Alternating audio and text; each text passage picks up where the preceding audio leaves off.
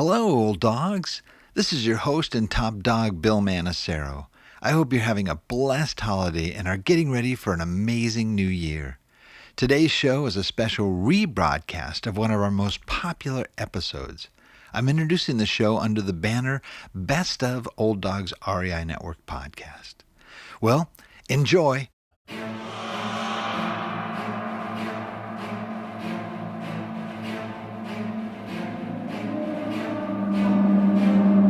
In a world where jobs are how most people make money, one man, one desire, one challenge dares to break the mold. Welcome to the Old Dogs REI Network, where we don't work for money. Money works for us. Coming soon. Viewer discretion advised.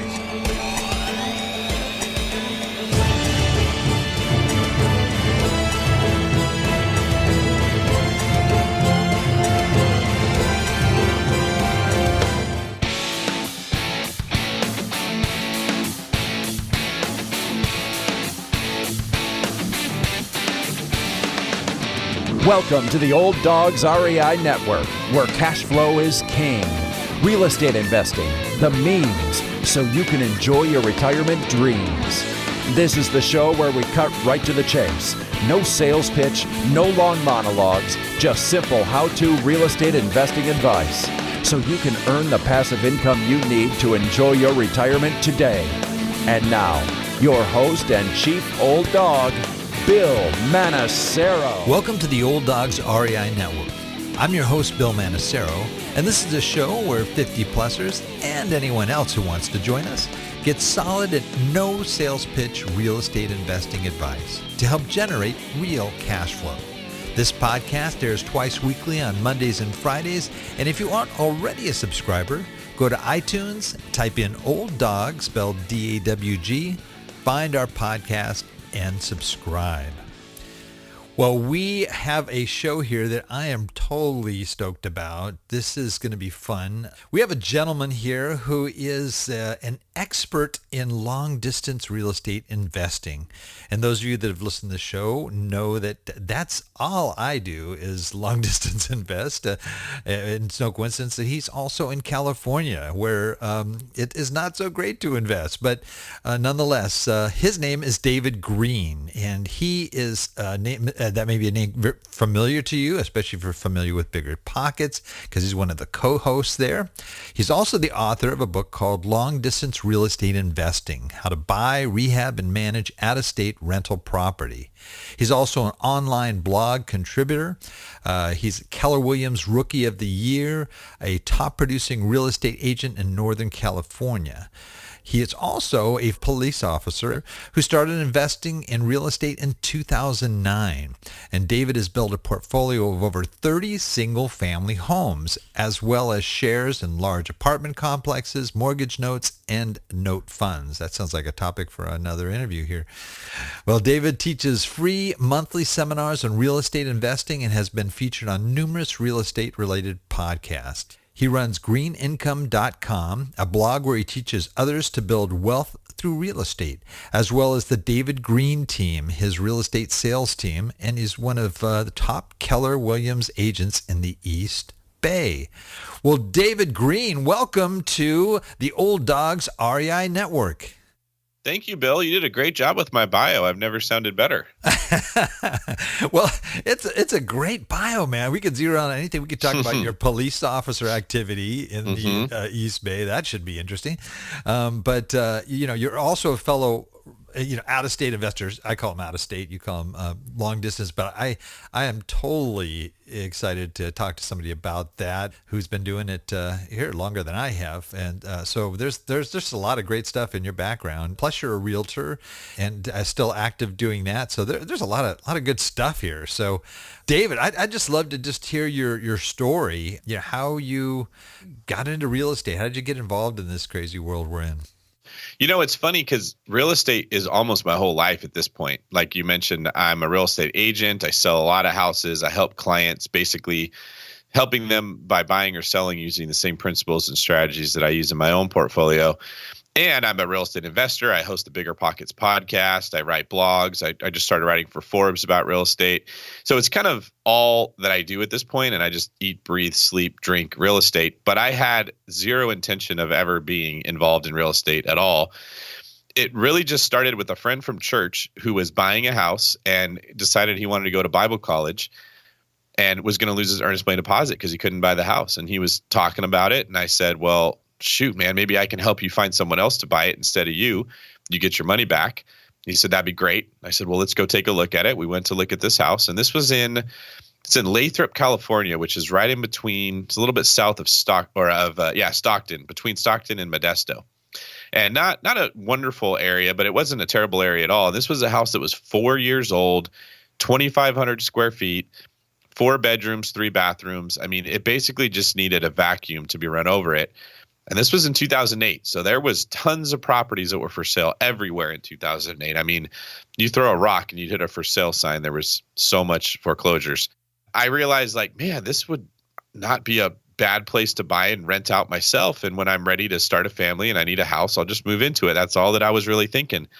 So I called the real estate agent and I talked to her about it, and he had it under contract at $215. And I looked it up on Zillow, and 4 years ago it had sold for $555,000 in 2006 when it was like a brand new construction home, just an absolute complete price reduction. And I thought, based on comparables, $215 was a pretty good price, but they were about to lose the escrow. So I asked her if she could get it for me at a better price. And she came back and said, hey, if you put an offer in today, we can get it at $195. She was unbelievable. Wow. Right. And it was one of those REO deals where her broker had the agreement with the bank to sell their inventory, and she was a buyer's agent on his team. So she kind of had the inside scoop. She went to him and said, hey, we're going to lose the deal. It's got to be at $195. He said, whatever. Because at that point, if people remember, it was just chaotic. I mean, prices were dropping $10,000, $20,000 a month sometimes. Everybody was writing offers and then backing out. It was just kind of a bloodbath out there. So they were happy to keep it in contract, and I got it for $195. Had no idea what I was going to do. I had the complete wrong mindset at the time. I thought that I needed to do everything myself. I was a total cheapskate. So I went and bought a Landlord for Dummies book, which, to be honest, I didn't want to buy. I tried to read it while I was still at the bookstore because I didn't want to spend $20 or whatever to buy this book, right? And put it up for rent on Craigslist, put somebody in there, was very busy working my job as a police officer, so I didn't run his credit. I didn't check references. I had zero idea what I was doing. I just figured if I'm honest with this guy, he'll be honest with me. He was very naive, and it ended up being a terrible disaster. The guy paid rent for the first 2 months, and then he actually ended up stealing money from me and paying me with my own money. The title company had sent my refund check for taxes that I paid during escrow that I shouldn't have, to the tune of like $3,000. To the property address, even though I didn't live there. So he gets the check, he forges my signature, he cashes the check, and he pays me 2 months of rent with my own money. The rent was like $1,500 a month. Right? This is the guy that's going to Bible college, did you say? No. Okay. No. Okay, the guy that actually... This is my tenant that I put in the house, gotcha. right? So okay, gotcha. I bought it instead of the Bible college guy. Gotcha. So long story short, I get the money back because the title company messed up. I evict the guy with the help of a friend because I didn't have anyone to help me do it. He owed me about $7,500 at the end of the day that I never got back. It was a horrible experience. And if I could have sold it at that time, I would have. Thank God the market had not recovered and I couldn't sell it. I had to make it work. So I put it back up for rent again. And one of the people that showed up said, oh, we were just looking at a house next door. Our property manager had sent us there. And I said, what's a property manager? And they walked me through this whole process of there are people that do this for you. And I thought, wow, I should have one of them. So I called their property manager and I just said, I have a house for rent. And they said, oh, and they ended up renting it to those very same people. So, I mean, they didn't really help me find the people. And that wasn't the reason I loved property management, but they just knew what to do. I can't describe how impactful that was, that these guys that were experienced in something that to them was very simple and to me was a whole new complicated world took so much of a burden off my shoulders. I went from hating owning real estate to loving owning real estate with one decision. That hiring a property manager just made it so much better and made me think I could do this again. which eventually opened the door to buying a house every year, maybe two a year in California. And then in 2013, California got to be too expensive, and I moved to Arizona. That's where I started my long distance out of state investing program or system, I guess you could say. And then Arizona got too expensive, and I moved to Florida. And by that point, I had done it 3 times, and I started to recognize patterns. Every time I go to a new market, I look for A, B, C, and D. And from there, I grow to E, F, G, and H. And I kind of recognize like it's the same thing every time. If I get this part right, all the other pieces will fall into place. And that was how I ultimately ended up writing the long distance investing book. Wow. And where did you become an agent in that process? That came way later. So my strategy back then was work 100 hours a week as a cop. I mean, as much as I could possibly fit into my schedule without breaking the rules of our contract for working too much, I was working 7 days a week, 18 to 20-hour days, sleeping in my car for 3 hours, getting up and going to work another shift. It was, I loved real estate investing, and I knew that we were in this golden era of cheap properties with high rental demand and really low interest rates. I knew I might never see a market like this again. So I really just wanted to buy as many properties as I could as a single guy without a family who could kind of take some financial risks by buying properties. And I did it as a police officer. It wasn't until, like 2 years ago, probably, so 2016, that I realized this is unhealthy. I'd gained a lot of weight.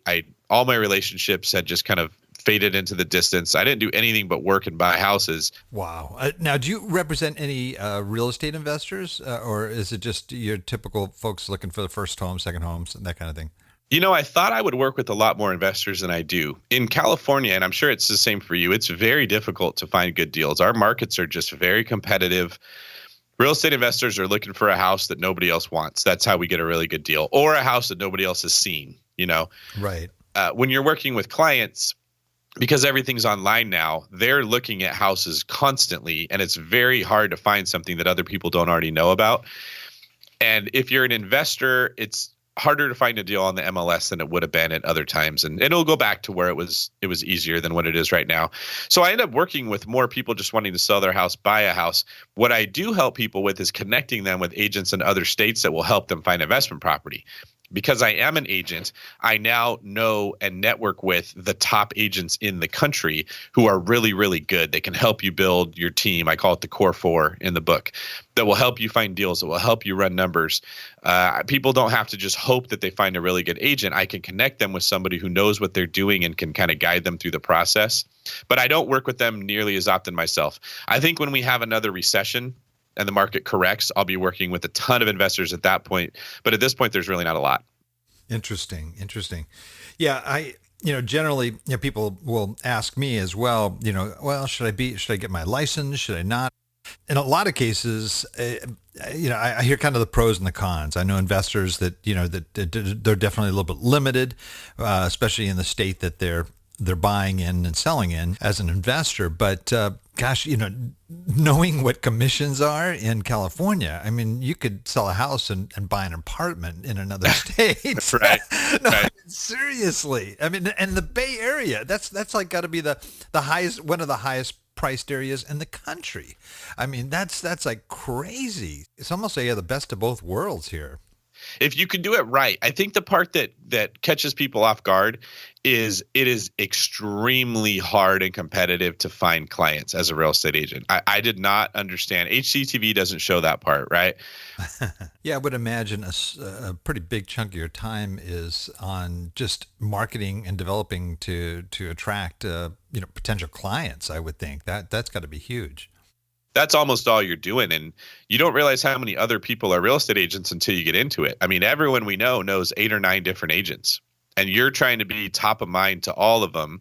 And you're competing with the Zillows and the Realtor and the Redfins of the world who are trying to convince people agents are useless. You don't need one. Go with us and we'll discount your commission. And they're getting bottom of the barrel, terrible agents that had to go to those places to make a living. You still have 30 houses. Is that correct? I think I'm around 35 at this point. I've slowed down a little bit just because my real estate agent business started doing so well Gotcha. that I wasn't able to keep an eye on the stuff I was buying. Right. And things were slipping through the cracks a little too much, and I was just getting frustrated. So, like for instance, I bought a house and I had a guy that was helping me review the deals I looked at, and he was kind of learning and I was teaching him. And we closed on it before we got back the roof report showing it needed a new roof. Right, $10,000 that I wouldn't have bought that house with had I known. And I just thought, well, I can't really expect this guy to figure this out as fast as we're moving, and I can't look at it. So let me take some time to get my real estate agent business a little more stable so I can put more time into investing. But that's where my passion is. I mean, there's nothing like the rush you get from getting a really good deal and closing on it. Right. Oh, definitely. And what percentage of those homes are in California? Oh, not many. I'd say I've got 5 or 6 in California out of the 35. Gotcha. The rest are all out of state. And Yeah. your license is only for California, right? For as far as being a realtor? Yeah, I can represent people in California for them. When it comes to investing out of state, what I do is I work at Keller Williams, which is the biggest brokerage in the country. And I know just from my network of people that are also investors, people I've met through the podcast, people in GoBundance, who the real players are that are good at being an agent. So when somebody says they want to buy in Kentucky or Indiana, what I do is I connect them with the real estate agent that I know from my real estate agent network who's really good in that area to help them. When I wrote the book, I wasn't doing this yet, right? So I explained to people in the book, hey, here's how you build a system from the ground up, right? This is how you go put boots on the ground people. And now that I have the exposure I have, a lot of those people just come right to me and I connect them with these agents and it kind of saves them a lot of time.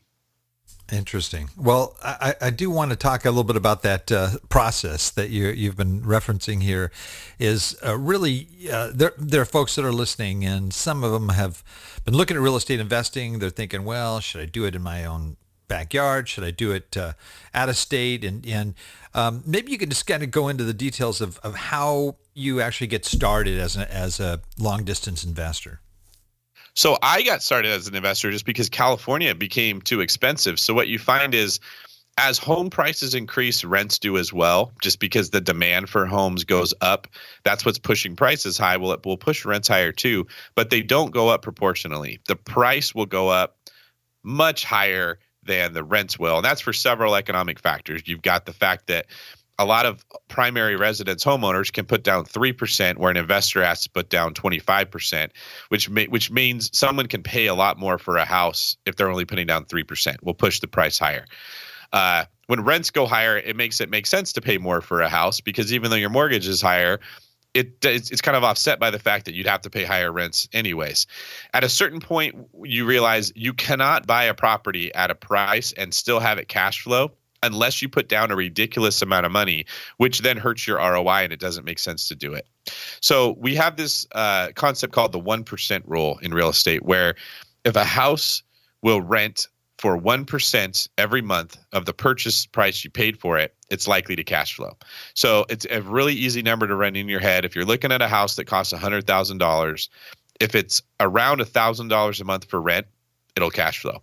If you're looking at a house for $150,000 and the rent's around $1,500, it will cash flow. Once you get outside of that 1% and you get to where properties are like 0.5%, you're buying a house for $300,000 that will rent for $1,500 a month, you're going to lose money on that house. And what I do is I look at which areas fit that 1% rule, and that's where I go invest because that's where I know I can find the cash flow. And as the market gets hotter and hotter, those areas start to shrink, right? Like there's just less and less of them because prices are always going up. And part of being a smart investor is finding the market where you can get a good return on your money and then getting your capital back out of the deal so that when your preferred market eventually becomes an area that you can buy in, like I'm sure you'd love to buy in Huntington Beach or Newport Beach, right? But good luck finding a house that you can rent out. Well, maybe when the market corrects, you can find houses in Orange County where they'll actually make sense because they're priced so low. You want to make sure you have capital to go invest in those areas. And that's kind of how my system is designed is I want to be able to buy anywhere at any time, but I want to get my money back out so that when California is affordable, I can buy everything that's around me too. Gotcha. You also mentioned that 3% as opposed to 20 or 25%. Are you referring to like FHA type loans? Actually, Bill, you can get a 3% down on a conventional loan now. Really? There's a lot of loan Man, I'm out of programs. touch. Yeah. So in areas like ours where homes are so expensive, lenders have to find a way for a person who can afford the payment but isn't good at saving money to buy it. And that's most Americans, to be frank. We do good making money and we really spend it. We don't do good saving it. So they have to find these programs for people that have low money down. And I mean, there's some grants that I've used for clients where they put nothing down. They actually got from the federal government 5% of the value of the house in free money to cover their closing costs and their down payment. And they got a house for nothing down with an interest rate that might be 1% higher than normal. And that's all the time now. They'll approach me and they'll say, David, I want to buy a house to live in. My rent keeps going up, but I don't want to have to pay this really big monthly payment. What can I do? And we look for duplexes, triplexes, houses with in-law units, houses with finished basements that the person lives in and rents out the upstairs that covers a sizable portion of their mortgage.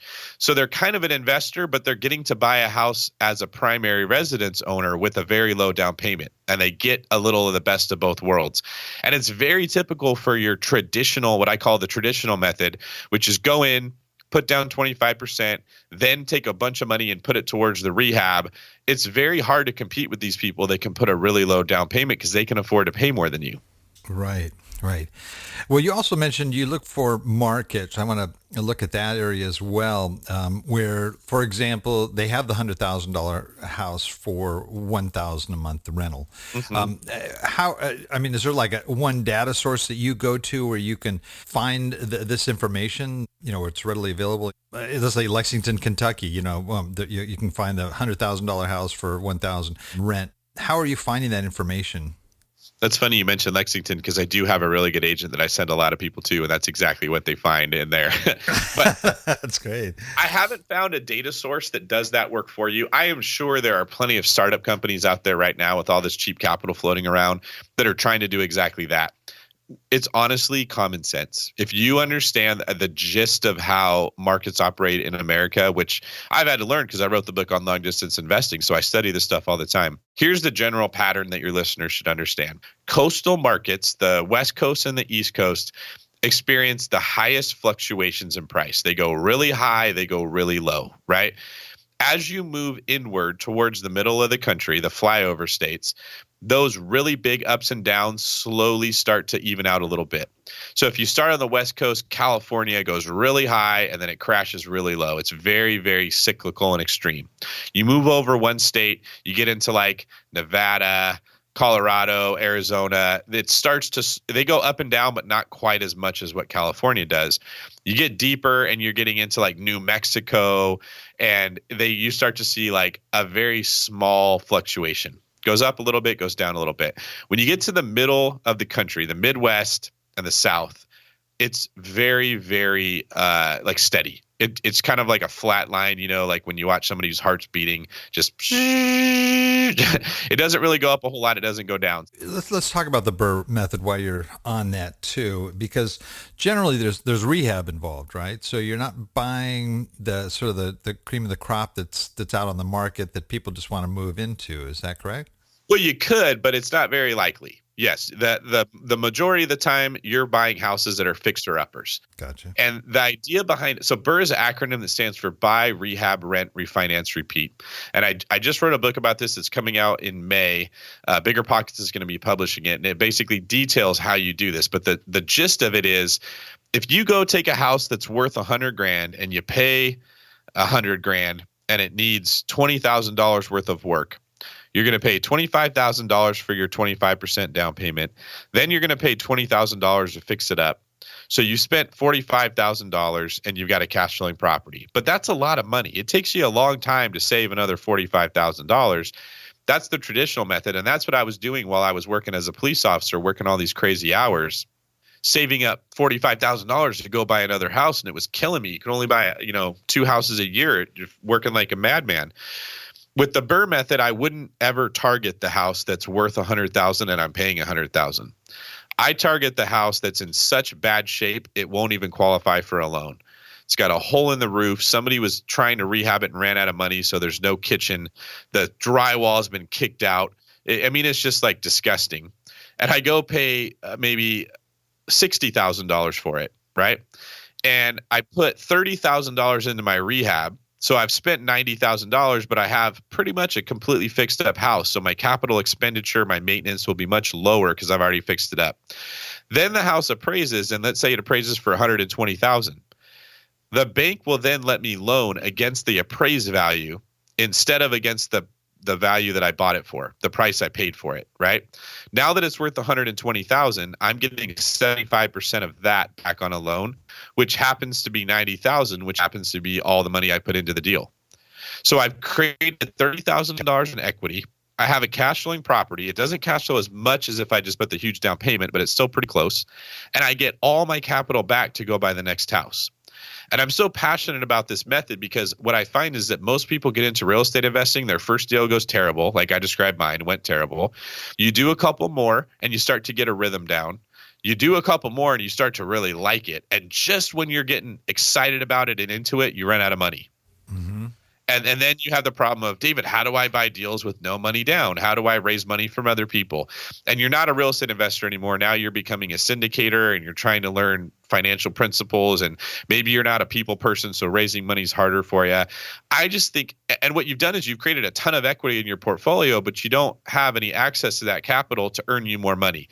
And when I look at buying a house, fixing it up, renting it out, refinancing it, you make money when you buy. We say that in real estate all the time, right? Like every time I purchase a house and then fixed it up, I added $30,000 to my net worth in that previous example. The acquiring of assets is the most important part of this cycle of real estate investing. And if you don't have capital to do that, you're removing yourself from what is the most important part of building your own wealth. And that's why I don't like putting these really big down payments down. It sounds much scarier when I'm describing it than when you're actually doing it. All that you're doing is instead of using the value of the asset when you first buy it, which in my example before was it's worth $100,000, we're going to let you borrow 75% of that. You're using the value of the asset after you fixed it up and it's worth more. So you're getting a higher percentage back on the value of the asset, which allows you to recover more of your capital. Gotcha. So are you, and just to clarify here, are you paying cash for that house outright, or are you actually taking out a conventional loan and then because you mentioned refining? So did you take out? So the $60,000 home, you're only putting down what? I mean, $20,000 or something, or to get into that, and then you've got another $30,000 in rehab costs, right? Yeah, my style is to pay cash. It's just easiest, right? But you wouldn't have to. Yeah. Right. You could use a hard money loan to buy the house, fix it up, and then refinance it into a long-term loan and pay off your hard money. You could use a conventional loan in the beginning. I don't like that method as much because you're going to pay closing costs when you buy and you're going to pay closing costs when you refinance. Yeah. Which is an extra, $7,000 to $10,000. That's a pretty big expense. Right. And I also target houses that won't qualify for conventional financing, and that's why I get such a good deal. Well, let's go there right now. Where are you finding these houses that are that won't qualify? I mean, they're not on the MLS, or are they? No, a lot of them are. So what I find is that, and I talk about this in the long distance book, there's 3 forms of distress. And as an investor, that's what you're looking for. You want distress. You want some way to buy a house that has something wrong with it, right? So you've got market distress. That was 2010 when everything was for sale. And I said you could throw a rock and you could hit a sign. That's the easiest way to get involved. But you have the least amount of control over when that happens. We don't control the markets. We just take advantage of them. Then you've got personal distress. This is probably the overall best thing to target. This is the person going through a divorce, has medical bills, unexpected death in the family. Somebody has a house that they don't want to own anymore and they need to get rid of it. Maybe it's a landlord that has a tenant who isn't paying and they don't know what to do. There's a lot of, problems in their personal life and they need to get rid of this house because they need the money. The third method is property distress. The house itself is in such bad shape that it poses a problem to whoever buys it, and you want to be the person that can solve that problem. So that's what I actually target the most is property distress. I want to find a house that scares everybody else, that doesn't want to put a lot of money into it, doesn't want to put a lot of time into it. It's a bigger project than they want to take on. And I can find those on the MLS in a lot of these markets. As long as you're I'll give you another hint is you look for a market that has a high day on market. So the houses take a long time to sell in those markets. If you're in a market where houses are selling in 10 or 15 days of being on the MLS, even houses in bad shape are selling for a lot of money. When you get into markets where houses take 90 to 150 days to sell, that tells me I have a lot less competition, right? And those are the places I want to be, especially if I'm looking for a house that nobody wants in a market where very few people are looking. That's where I can really find a good deal. And if I'm taking California money or New York money and I'm investing it at a Kentucky or Indiana housing price, now my cash is going really, really far. $60,000 is a lot of money in an area where people make $9 an hour. It's not a ton of money in an area where people make $50 an hour. Does that kind of make sense? Right, definitely. So I'm stacking up all these different ways where I'm at an advantage against my competition. And when you add them all together, they result in a really good deal. So there's people that do direct mail. There's people that use, the computer, Google, like SEO, search engine optimization to find motivated sellers. There's the old fashioned boots on the ground, grassroots, hey, calling people and saying, I want to buy a house. I still find them on the MLS, but I'm not looking in red hot markets where everybody else is. And those are the people that usually end up the most disgruntled. Like Huntsville, Alabama is very popular right now. Everybody wants to go there. If you're trying to find a house on the MLS in Huntsville, Alabama, good luck. It's like being a guy in Alaska trying to find a date. You got like 20% of the population is women. You're competing with a lot of people to get yourself a date Friday night. I want to be the position where I'm the woman in Alaska, right? Well, I don't really ever want to be a woman, but you know what I'm saying? I know what you're saying. So you want to go to where you have the value, right? There's not a lot of people buying. There's houses that are in really bad shape, and your money's going to go really far. That'll make your job very easy when it comes to real estate investing. So are you looking in secondary, tertiary markets more than in primary MSAs? Yes, in general, that's absolutely true. Go ahead. Now you're in California, so how do you have access to MLS in Kentucky, for example? I have access to the agents in those areas. So you got because you're part of the Keller Williams team, right? So you can. Okay, so you can get people searching. I mean, are they doing a search for like foundation problems, like a word like foundation problems in the MLS? I mean, you said you're looking for properties that are distressed, right? Yes. So there's two ways to do it. There's one is I will find the average price point in a market, and I'll say, send me every property in this market that's at 60% of your, the price is 60% of the average price, right? So if all the houses are selling for $150,000, I only want to see the stuff that's $110,000 or less. And I'm much more likely to see a bunch of distressed property that way. The other way is you find an agent who doesn't mind looking for you every single day and saying, take a look at this one. It looks like terrible, right? Most investors start there and they're not very serious about buying, and they turn their agent off very quickly because they've got all these people doing work for them, and then they're not spending any money, and the agents aren't making money, and then they move on to a guy like me who's actually going to buy it. So in the book, I talk about a very, very, very easy method, and you don't have to be a realtor to do it. You just find a brokerage in an area that's big. It could be anything: Keller Williams, Coldwell Banker, Century 21, any of those brokerages. You call them and you ask for their office manager or their team leader, whatever vernacular that company uses to describe the person who runs the office. And you say, I'm looking to buy distressed housing in this market. What agent would you recommend I use in your office who's really good at this? Rather than you going through the yellow pages and calling 70 people and trying to find the best one, you let this person be your screening filter for you. He says, okay, you got to talk to Jared or Susan. They're both really good. I talk to Jared or Susan and I say, here's what I'm looking for. Do you think you can help me find it? If they say yes, I say, great. I'm also going to need a property manager, a lender, and a construction guy, like a rehab guy. Can you help me find them? If they say yes, I've got a potential good match. And I call that my core four. That's the property manager, the contractor, the lender, and the deal finder, which in this case is a real estate agent. If I have those four people, Bill, I can buy houses anywhere, and they're going to know all the other pieces that I need to do it. God, that's great. Great information. What would you say some of the disadvantages of long distance investing? You rely on other people.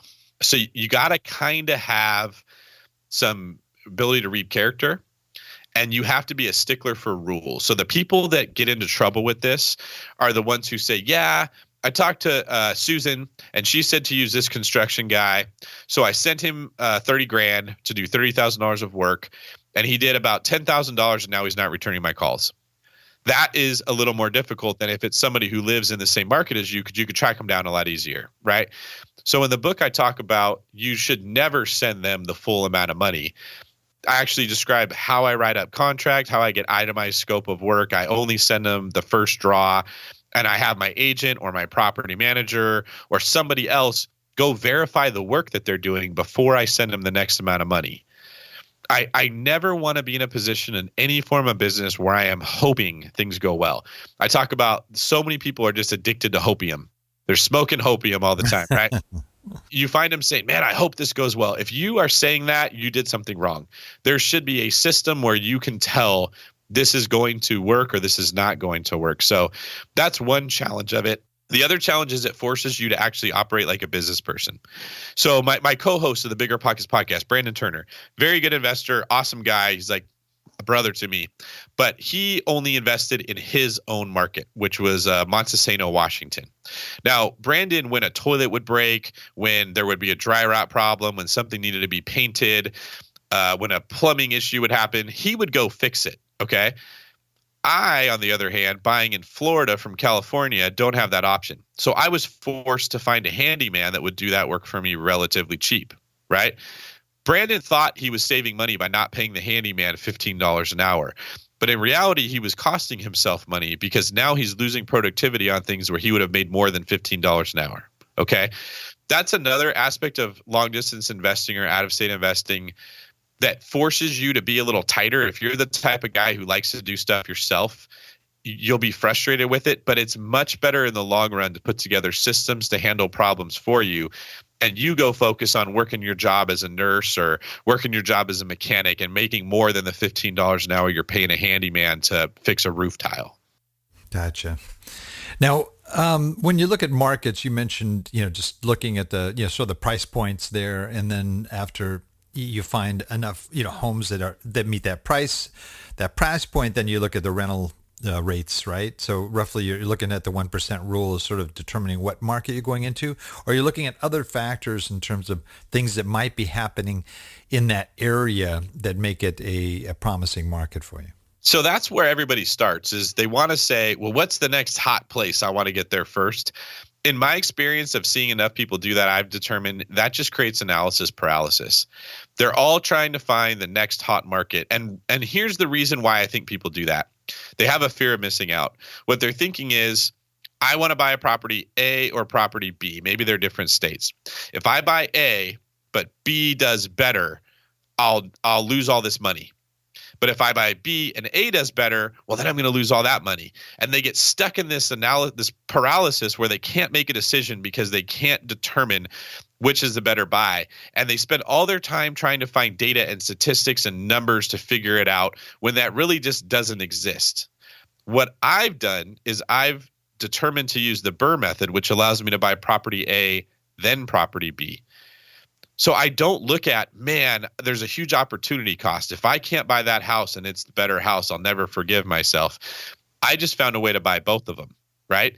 And if you're buying a house and you're recovering 100% of your capital or almost 100% of your capital, if it doesn't do great or appreciate, you didn't really get hurt.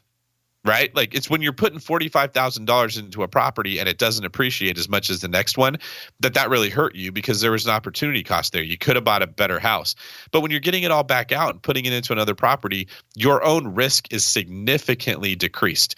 And it makes it much easier to not worry too much about the next top market. So to sum that up, I'm much more interested in finding an area where I feel I have a competitive advantage than I am in finding what's the next red hot market before it blows up. I want to know, where do I have a really good agent? Where do I have a rock star contractor? Where do I have a solid network of people that can give me really good advice that meet my criteria? So I've boiled down what I'm looking for in a house to 3 things to simplify this for me. I want to know I'm buying it under market value. So I want to be all in for 75% of the ARV, which is the after repair value. I want the house to cash flow, and I don't want it to be in a bad neighborhood. That's it. If it meets those 3 criteria, I will buy it, assuming I have a core 4 in place that can actually handle the stuff. So Because of that, I'm consistently making progress buying houses while a lot of other people are stuck trying to figure out what's the next big thing going to be. And that is a mentality that I believe comes from the stock market, because you got to pick the stock that's going to rise the most. It's the only way that you make money buying stocks. You got to buy low and sell high, right? Well, real estate offers you so many more ways to make money. You make money buying a house and fixing it up and adding value to it. You can't really do that with a stock because you don't get any control of the company. You make money from your cash flow. You make money because that cash flow is protected through depreciation. You make money from paying your loan off every month. You make money from inflation as your property value goes up and your rents go up every single month. There's a ton of ways I make money in real estate. So the odds of me picking the next red hot market are much less important than in other types of investing. Like, am I going to buy Bitcoin or am I going to buy the other coin? That makes sense. Who's your number one most critical person in that market then? It's your deal finder. That's the most important part.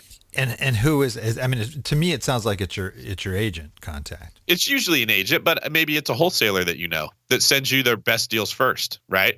It could be a bird dog you have. It could be someone who's like, man, they're an attorney and they're constantly dealing with probate sales. And they have all kinds of people who come and say, man, grandma just passed away. We need to sell our house. And he says, I know a real investor that'll buy it from you cash in 10 days. Doesn't care the condition, right? Typically, your agent is the deal finder, but it doesn't have to be an agent. The reason they're the most important is not just that they find you the deal. It's that they're the most likely to find you the other three members of your core four as well. And you say you're looking at two houses when you're looking at a deal, right? I mean, so is it another house in that market, or it could be in a totally different state? Could be in a totally different state, could be in the market.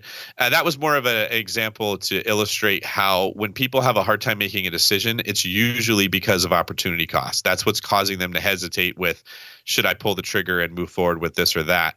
And if you use the BRRRR method, which is a little bit more work up front, but a much bigger payoff in the end, you can eliminate some of that analysis paralysis. Gotcha. So you've been doing this for a while here. I mean, you've obviously since 2009. I mean, you're 10 years into this. What would you say was one of maybe the biggest mistakes that you made that you've really learned from? This is going to surprise some people.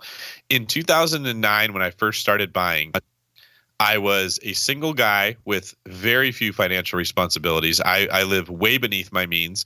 I had a very stable job working as a police officer, which also had unlimited upside. I could work as much overtime as I wanted. There was no reason for me not to be taking risks, right?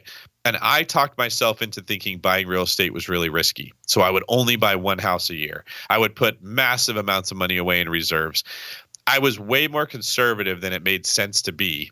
And I thought I was being safe, but I actually cost myself a lot of money. If I'd have bought 3 houses a year instead of 1 house a year during what I knew was one of the best times to ever buy real estate, I would have made another, probably $1.5 million just from buying 2 houses a year more, as much as those things have gone up over time.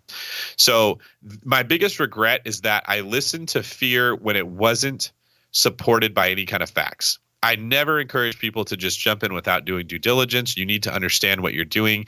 You need to understand as many different ways this could go and have a plan in place for how you protect yourself in each case. But if all your bases are covered and you're still not taking action, you are literally costing your future self a lot of money. That's the thing that I think was the biggest mistake I made. As far as practical things are concerned, there were a few times where I bought houses from a wholesaler instead of a real estate agent and didn't realize I needed to do a little more due diligence on my own. So I bought a house that was in a flood zone and I didn't know it. The wholesaler's not going to tell you that. And I didn't even know I needed to check for it. So I ended up with $150 a month of insurance, more than what I thought, which cut my cash flow in half. That one sucked pretty good. The case of buying the house that needed a new roof, right? Like having other people helping me without taking time to train them before I threw them into the fold. I had another house that I lost my earnest money deposit on because I bought 5 or 6 at a time and I literally forgot I bought this one. And I went past my inspection period and they said, hey, send your money to close. And I realized, oh, I forgot about this house. That address does sound familiar. And I sent a home inspector out there and it was just in terrible shape. I never, ever, ever should have been closing on it. So I lost $5,000 there. Those are the majority of the mistakes I made. If you look at the pattern, it was that I was just moving too quickly. But if you look at all the money that I made from moving quickly and putting deals under contract, it's definitely the way to go. I was better off moving fast and losing a little bit, but gaining so much more. And the thing that makes real estate unique is, God, if you can hold it for long enough, it is so hard to lose money buying real estate. I don't know that I've ever met an investor that's had a house for 30 years or 20 years that said, I wish I never would have bought it. Mm-hmm.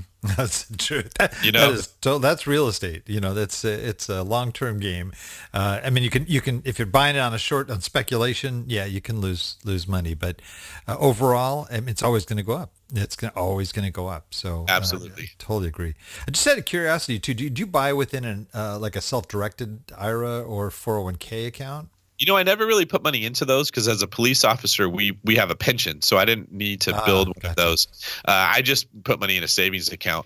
What I do sometimes is I'll borrow money from other people, pay them a rate to use their money, and then I'll go use that money to buy houses, and then when I refinance it, I'll pay them off or I'll roll it into the next deal. Once you've done it a handful of times, there's a lot of money out there, Bill. Interest rates are so low. You're not going to get any money on anything in the bank at all.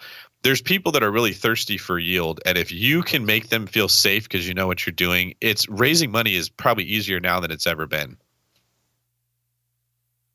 What would you say your biggest success is in looking at your whole career so far in real estate investing?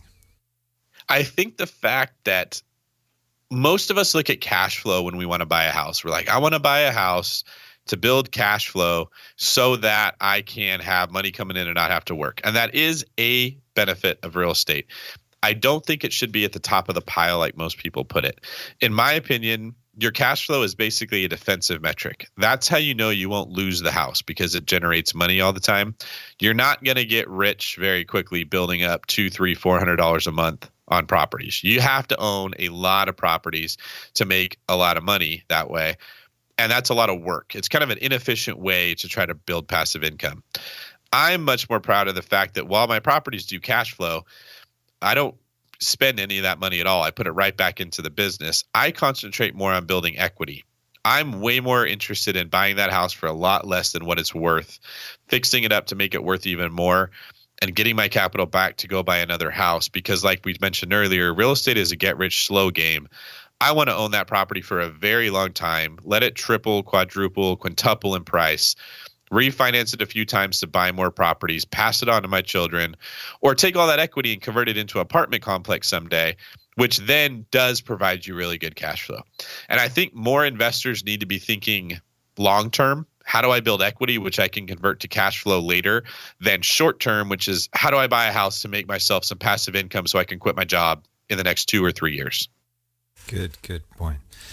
Well, our audience are primarily folks we call 50-plussers, right? That 50 years of age and older. Some are approaching retirement. They're kind of really looking at retirement in a very serious way and assessing whether or not they're going to have the funds that they hope they would have to be able to have the kind of retirement that they've always dreamed of. And then you've got those that are already in retirement right now that are dealing with the day-to-day stuff. Both of these groups are looking at real estate investing as a means to be able to generate cash flow, to generate long-term wealth, and hopefully to create a legacy to hand down to their children.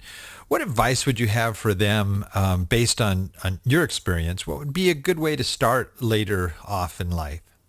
2 things. The first is pay very close attention to your ROI. When you are on a shorter time span, you need to get a lot more bang for your buck. If you're putting $45,000 on a house down, you better be getting a lot of cash flow. I would highly recommend learning and understanding the BRRRR strategy, because if you've got $100,000 saved up that you want to go invest, if you invest that money one time at a 12% return, that's $1,000 a month. It's not going to get you too far. You want to take that $100,000 and buy several houses, the way I described earlier, over and over and over, where you're only leaving $5,000, $10,000 in every deal, so that you can make it go as far as you possibly can. If you're 25, it's not quite as important to get as good of an ROI because you got another 25, 50 years of growth, right? So you can kind of have a larger margin for error or a smaller ROI. When you don't have as much time, every deal you need to look at quite a bit tighter and maximize your capital. The other thing is, just because you're retiring from one job doesn't mean you have to retire completely. I would recommend people find something related to their passion, which if they're listening to you right now is very likely real estate, and find a way to earn money from doing that. Being a real estate agent might be a really good calling, right? It's very low stress for those kind of people. They don't need a ton of money. They just want to supplement their income. They like talking about real estate anyways. They like teaching people about real estate or being around it. Maybe being a loan officer, maybe just being a person who runs a real estate investing meetup and connects people and gets paid for making the connection, or plays a role as the hard money lender. I mean, there's a ton of different little roles that people play in making a transaction work. And each of us are unique and have things that we're going to be drawn to that we like more. If you create a world that you can live in and be around all these different people and find how your skill will help them make money, you can make money too. So that's something else. Like, just being in that circle will bring more deals your way, but it also allows you ancillary ways to create income that isn't just buying a house and living off the rent. Great advice.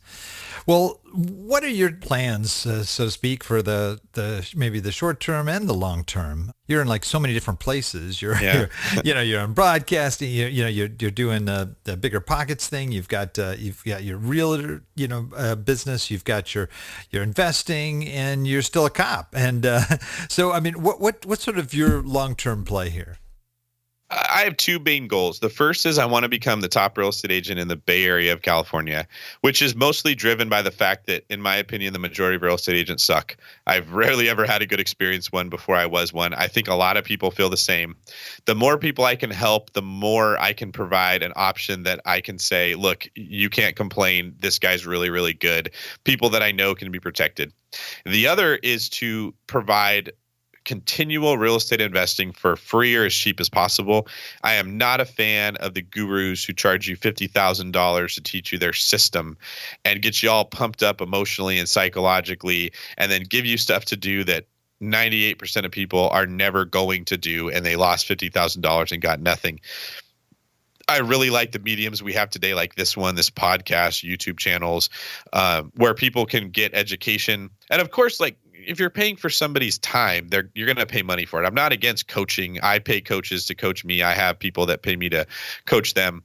That's different than to pay $50,000 for this course that I'll give you type stuff. So I would really like to continue to grow my influence within the space of free real estate education and pointing people towards the fact that we live in a world that's very uncertain. We don't know that Social Security is going to be around. We don't know that our government's always going to run the way it has.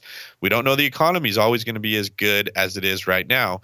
We need to take responsibility for our own financial well-being. And real estate, in my opinion, is the most solid, surefire, safe way to do that you don't need a rocket scientist type degree to accomplish. I agree with you 100% on that one. Well, we are at the close here. There's a tradition we have here. Actually, it's called our Wrap It Up session. It's kind of like a lightning round type thing. Okay. And I just asked you a series of quick questions, and you just share resources that our listeners can benefit from. So if you are ready to wrap it up? Let's do it. All right. Favorite real estate book? I'd probably have to say other than your own. Ooh, favorite real estate book. I would say Brandon Turner's the book on rental property investing. Oh, I love that one too. That's great. Favorite business book? So Good They Can't Ignore You. Beautiful book. Good one. Good one.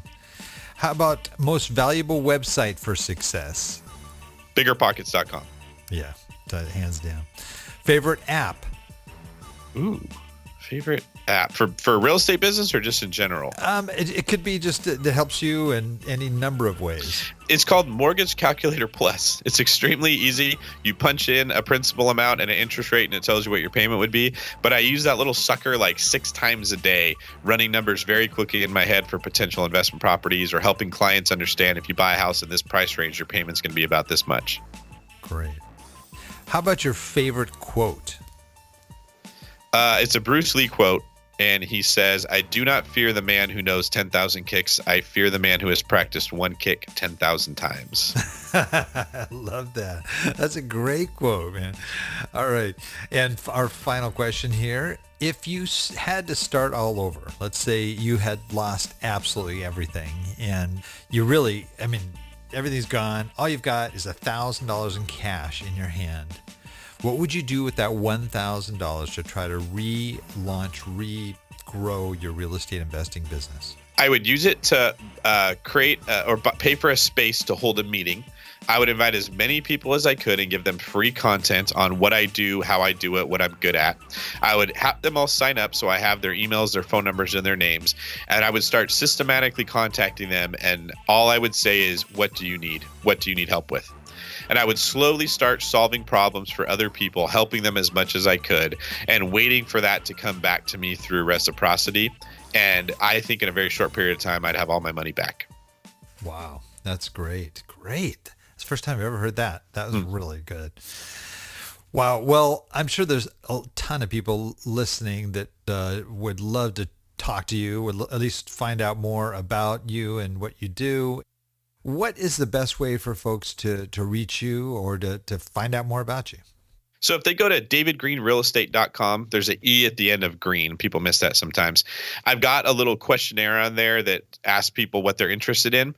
So we're putting something together where when they basically say, yes, I want to know about this, or no, I don't care about that, we can then send them resources on all the different ways I can help.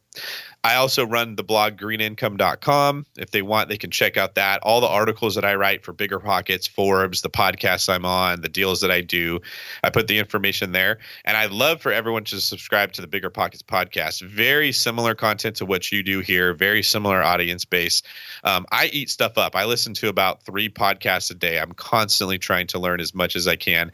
And if you're interested in real estate, that's exactly what I recommend, is you just absorb as much as you possibly can from as many good teachers as you can, and your brain will start to feel a lot more comfortable with what we're talking about over time. Wow. Well, David, this definitely ran longer than I promised you. Don't hold that against me, but we're going to have you on. In fact, I'm going to try and book in advance here when the BRRRR book comes out that I want to have you on, because we touched on it a lot here, but there are so many people that are just killing it with that method. I really would love to have you back, or otherwise I'm going to hold you on for another hour or two here, ask you more questions. So. My pleasure. You can email me at davidgreen@kw.com for anybody who wants to follow up with any questions. I'd love to be on here again. I think that you're a great host, and as a fellow podcast co-host, I can sell that you're good at your job. You did real good, Bill. Oh, well, thank you, David. I appreciate that. But we're not done. And okay. If you've ever listened to this show, we do have a tradition that is just long-standing here, and we are called the Old Dogs REI Network. So everyone who's been a guest on here, it closes with a closing howl. And your best old hound dog howl. Brandon, he did it. Robert Kiyosaki. Okay, so everybody does it. It's kind of like you don't get to leave unless you get to howl. Your way out of here. So does it have to be a howl or can it be a bark? I mean, what kind of a dog are we talking? Up in the Bay Area, I don't know what they have, in terms of howls and dogs and stuff. But just like almost like like a wolf type howl. But you kind of best dog howl. So I'm going to have to pretend that I just bought a deal. I put it under contract. I closed on it. I got myself a great deal and I'm excited, right? That's correct. Yes, that's a great howl. All right. Oh! Followed by yes. Yes. Let's go eat this thing up. Well, David, it has been a blast having you on here. I can't thank you enough for coming on. Thanks, Bill. Pleasure was mine. Hope you guys have a great day. Well, thank you. And I also want to thank all our old dog listeners out there, too, for joining us. I know there's a lot of other things you could be doing right now, but the fact that you've taken the time to join us means a lot, and we greatly appreciate it. Please note, everything we talked about here is going to be accessible in our extensive show notes that can be found at olddogsreinetwork.com/blog. And you're going to look for the episode with David Greene. Well, that's the show for today. Remember, cash flow is king and real estate investing the means. Until next time, keep moving forward and may God bless. Thank you very much for visiting the Old Dogs REI Network. We would greatly appreciate if you would stop by iTunes and let us know what you think of the show. We would love if you could subscribe to the podcast, give us a 5-star rating, and write a review. The more ratings and reviews we receive, the more visible the podcast will be to others. Thank you.